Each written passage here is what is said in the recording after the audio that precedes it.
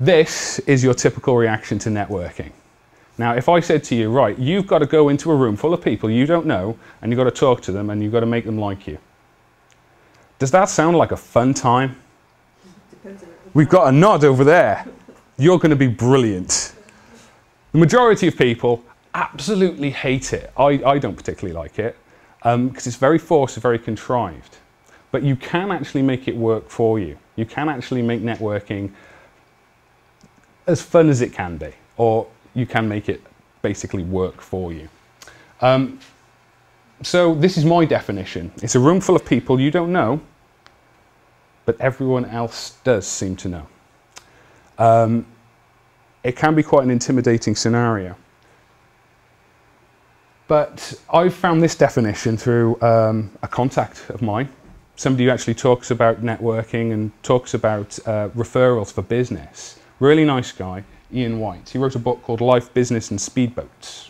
And he defines networking as basically meeting people, finding and talking to them, finding those people that you can help and who can help you.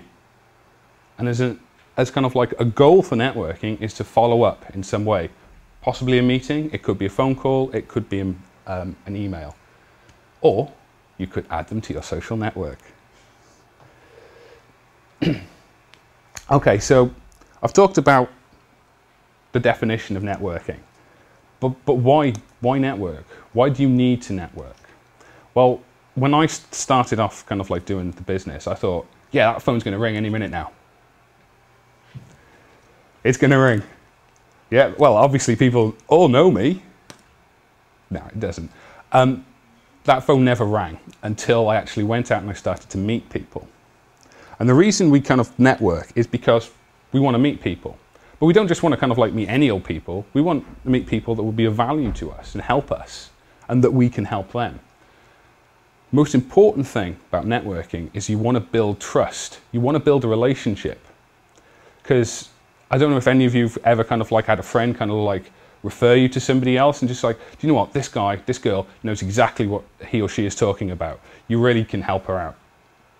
Has that ever happened to any of you? Yeah? Happens all the time, and business is no different. Basically, the idea of networking is to get that referral kind of thing going so that people in your network say, this person knows what they're talking about.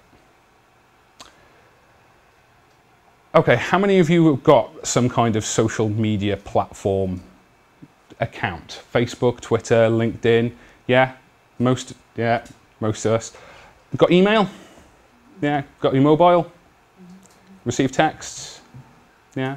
Does anyone subscribe to RSS feeds? Anyone activated QR codes with their mobile phone? Yeah? Information overload. I've got all those things and I can't keep track of what's important and what's not. By networking, you can stay plugged in and use your network as a filter. Right, this is good stuff. This is really useful information, and this is bad stuff. This is just kind of like trite, useless, it's no good. When I network, I always ask people, you know, so what are you doing? What have you heard? What's the word on the street?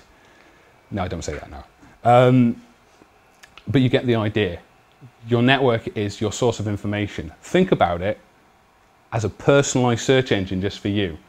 If you type into Google, you know, I don't know, whatever you want to do, say, just off the top of my head, video marketing, you'll hopefully get kind of your results, some answers about what you're trying to search for. But imagine if you didn't have that. What would you do? You'd go to your network. That's the kind of like next port of call, because not only is it a source of information and they filter stuff for you, it's also people they trust. So if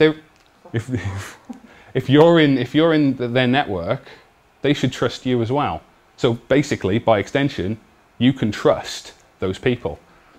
Who would you prefer to work with? Somebody you really trusted, or kind of like some cowboy that you've never kind of like worked with or known before, just met first time? Who would you prefer to work with? Exactly. So the idea of this network is that you can tap into it whenever you need any help, advice, And they can do the same thing with you. So it's the idea of finding expertise. Okay, pop quiz. When do you reckon is the best time to build your network? No. Now. Why? There's no tools. Fantastic. Couldn't put it better myself. Basically, you want to basically build your network as soon as you can, before you need it. Because imagine if you had to find, I don't know, some kind of carpenter, a specialist kind of carpenter that can only work with a certain kind of tools. You could either be the picture on the right and say, I know who I can talk to. This person I met the other day was really, really good. They seemed to kind of like have a fantastic portfolio. They knew what they were talking about. They've done some exciting work. And actually, some of the people that I've worked with know them and trust them and recommend them. Or you could be like the picture on the left and go, I don't know where I'm going to find this carpenter. And then you kind of like have that whole stink of desperation. Are you a carpenter? Are you a carpenter? Are you a carpenter? I need a carpenter. Please help me. You don't want that. Okay, so how should you network? We've understood why we've networked, what networking ideally is. So how should you network? Before the event, what do you think you should do? Have business cards. Business cards, yeah, you need to be prepared to basically hand yourselves out. Business cards doesn't mean you're a businessman, by the way. It just means that you are prepared to actually hand out information on a really efficient device. If you really want to be funky, you can get kind of like something on your mobile phone that you can just tap somebody else's mobile phone and all your contact information flies across. I'm still in the dark ages really with that. But before the event, you should be prepared. One of the things you can prepare is you need to define who you want to meet. Because say you're in a room full of people. How do you know who you should talk to? And what you need to do before defining who you need to meet is what do you want? What do you want to do? Are you going to stay in the area? Are you going to move away? Are you going to go freelance or are you going to look for employment? Are you going to basically try and build up your worldwide empire while working a part-time job? With those kind of questions and those kinds of answers, you can define exactly who you need to meet. So say, for example, you wanted to work for some kind of creative agency using your kind of art background as a step in. What you would need to do is basically find out who's in the area, who do I need to meet, who's the best person to talk to. If you wanted to go freelance, who's hiring, who has some really interesting projects that I might like to work on. You basically build up a list. It doesn't have to be kind of like a phone book. It doesn't have to have 1,000,001 names in. It doesn't even have to have any names in. You just need to define, as much as you're comfortable with, who you think you need to meet in order to help you progress further. Okay? Next thing before the event, most events have some kind of delegate list or some kind of list that basically says who's going to be turning up. Anyone attended anything that's used Eventbrite? It's a social media, basically, event management tool. No? Basically, you get a list of people who've signed up to go to the event. And most events will have this. If they don't, contact the organisers, and 9 times out of 10, they will be prepared to send you their delegate list. And what you can do then is you can use that list and find out, okay, who's going to be there? You can find out things that you might want to talk about. Interests, hobbies. What do they do? What have they done recently? What are they proud about? What is the company known for? What is their organisation good at? And with that, you won't be stuck for any kind of conversation. You'll be able to kind of like work through the process of talking to them because you'll have started to know them already. Do you know what the scary thing is? Most people have done it to you. If you go to an event, most people will be doing the same thing. This freaked me out. That's why I've made sure all my photographs on all my social media look good.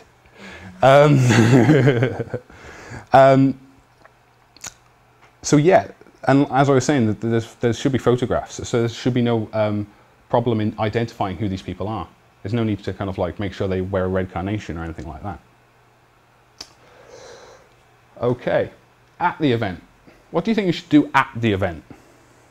You've got two choices. You can stand right next to the buffet, make sure that the alcohol is protected by your body, make sure that the sandwiches are kind of like piled high on your plate, eat, and you just watch. Something's going to happen any minute now. Or you could go out there, shake some hands. What do you think is the best thing to do? Mingle. Mingle. But would you just kind of like dance kind of thing? or would you kind of like be a little bit more kind of like strategic about it? Practice what you're going to say to introduce, like how to introduce yourself. Oh, that's a good one. Have you ever heard of an elevator pitch? Is that a kick-off? An elevator pitch is the idea that if you, say, walked into an elevator and there was somebody really famous, really important, you basically need to get their attention in 15 seconds by the time the elevator hits their floor that they're getting off at. So an elevator pitch is something really condensed that basically says, okay, this is who I am, this is what I do, this is what I want to do, and this is why you need to remember me. That's an elevator pitch, so bang on. I didn't actually have that on here, so well done.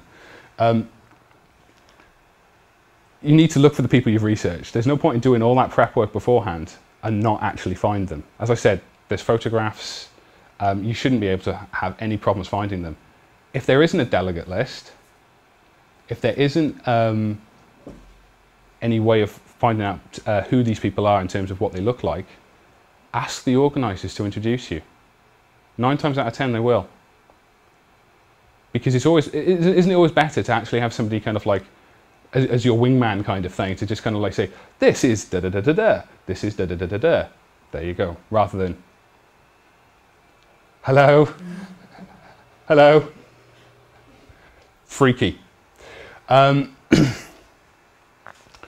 next thing to do is, obviously there'll be some kind of people that you wouldn't have considered. There's only so many hours in the day, you can't research everyone.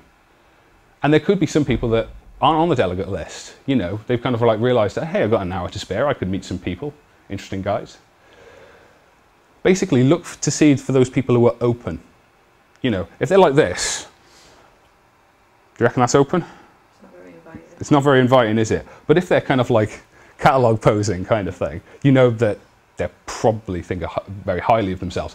But you're looking for that open kind of body language. They're looking round, they may be kind of like smiling at people. They might have tried to catch some people's eyes and just kind of like giving them a polite smile. Similarly with groups, sometimes what you get is you get groups of people clustered together. Don't feel afraid to kind of like just dive in there, but you can actually move in there when they are ready to let you in. Because some groups will kind of like close up. They'll basically be having a really interesting conversation. And they're giving you a signal, we're not really ready to actually have another person join the group yet. But keep an eye on the group, because nothing stays static. They will kind of like spread out a little bit. Maybe one of them go, do you know what, I'm famished, I'm going to get some sandwiches. Breaks up a little bit and you can walk in. You don't necessarily even need to kind of like go, hi, I'm new here. You can basically go with a facial expression. You can kind of like use eyebrows and smiles to basically say, I'm interested in what you're saying. I'm interested in what you've got to say, and I can contribute. And break the ice that way.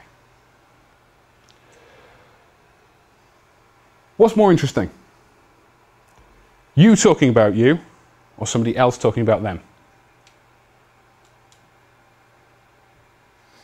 Does it not depend on the topic of conversation? True, but from the other person's point of view. It's not polite if you look like a listener. Exactly. And remember why you're here. You're here for information. You're here to find out those people who can be useful for you. If you talk about you, you're not really getting that information. But if you open with, so, what do you do? What business are you in? You know, is this your first time here? It's my first time here. You know, ask these kinds of ask questions, find out about them. They will basically get in their comfort zone.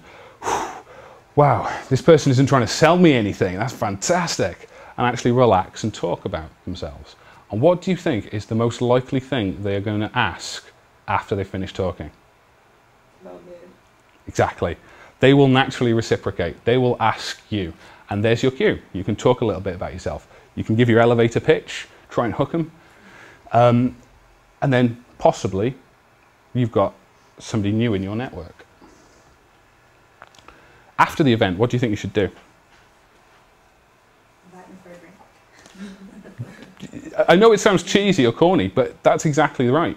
You want to meet up. You want to follow up in some kind of way. Ideally, a physical meeting. But obviously, you know, 21st century, you know, somebody kind of like jets in from America. You can't necessarily afford to go on to a plane to go over there just for a drink. But you do have other options. Phone call, email. All those business cards you might receive, you've got all their information. You've actually got a direct access to them. Follow up. And it doesn't have to be, you know, hi, you met me at the event, kind of thing. Employ me or work with me. Basically, really nice meeting you. Had some interesting things to say. I hope we can keep in contact. Oh, I found something interesting the other day, or have you seen this? What do you think about? The other thing of the follow-up is you can actually add them to your social network, whatever that may be, and whatever you're comfortable with. And we'll go through that in a second. So, social networking. How many times a day do you hear social networking and social media? It's the Rubik's Cube of our current generation. And it really is just simply a platform. It's no different from a telephone or a piece of paper. It's what you want to make out of it. There are no rules. It's a brave new world, there are no rules. But it's true. Somebody said to me the other day that they thought they couldn't use Facebook to promote themselves. That's not true. You can. That's the whole point of the social network. It is to kind of like talk about yourself and share things that you and your network will find interesting. It's all about promotion.